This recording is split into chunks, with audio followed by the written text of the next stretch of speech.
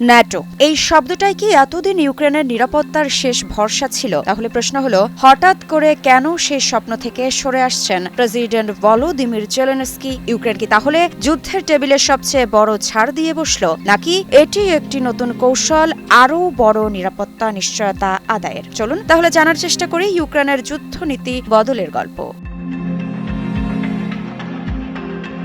Ukraine দীর্ঘদিন ধরেই বলে এসেছে ন্যাটোর সদস্যপদই রাশিয়ার আগ্রাসনের বিরুদ্ধে একমাত্র কার্যকর ঢাল। কিন্তু সেই অবস্থান থেকে এবার সরে আসার ইঙ্গিত দিলেন স্বয়ং প্রেসিডেন্ট জেলেনস্কি। গত 14 ডিসেম্বর ইউরোপীয় নেতাদের সঙ্গে শান্তি আলোচনা করতে জার্মানির বার্লিনে পৌঁছে এই গুরুত্বপূর্ণ বার্তা দেন তিনি, এমনটাই জানিয়েছে সংবাদ মাধ্যম আল জাজিরা।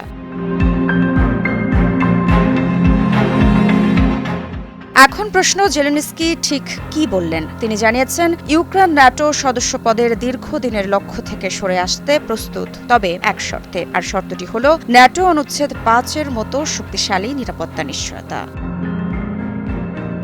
জেলেনস্কির ভাষায় ইউক্রেন চায় যুক্তরাষ্ট্রের কাছ থেকে দ্বিপাক্ষিক নিরাপত্তা গ্যারান্টি, চাই ইউরোপীয় মিত্রদের কাছ থেকে স্পষ্ট প্রতিশ্রুতি, এমনকি কানাডা জাপানের মতো দেশগুলোর কাছ থেকেও, অর্থাৎ ন্যাটো সদস্য না হয়েও ন্যাটোর মতো নিরাপত্তা। কিয়েভের দৃষ্টিতে এটি ইউক্রেনের পক্ষ থেকে একটি বড় সমঝোতা, কারণ বহু বছর ধরেই ইউক্রেন বিশ্বাস করে এসেছে ন্যাটো সদস্যপদই রাশিয়ার ভবিষ্যৎ হামলা ঠেকানোর সবচেয়ে শক্তিশালী গ্যারান্টি। আজ সেই অবস্থান থেকে সরে আসা মানে ইউক্রেন বাস্তবতার মাটিতে নেমে আসছে। আরেকটি বড় প্রশ্ন, এই পরিবর্তনের পেছনে কি যুক্তরাষ্ট্রের নতুন চাপ?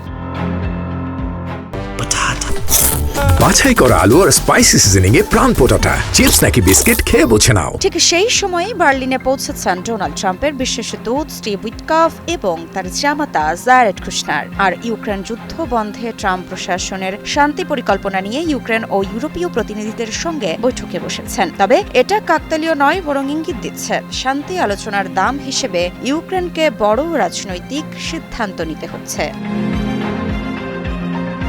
তাহলে প্রশ্ন থেকেই যায়, ন্যাটো ছাড়ার এই বার্তা কি যুদ্ধের অবসানের পথে প্রথম বাস্তব পদক্ষেপ, নাকি এটি ইউক্রেনের জন্য আরও জটিল ভবিষ্যতের সূচনা? একটা বিষয় নিশ্চিত, ইউক্রেন যুদ্ধ এখন শুধু যুদ্ধক্ষেত্রে নয়, কূটনীতির টেবিলেও ভয়ঙ্কর মোড় নিচ্ছে।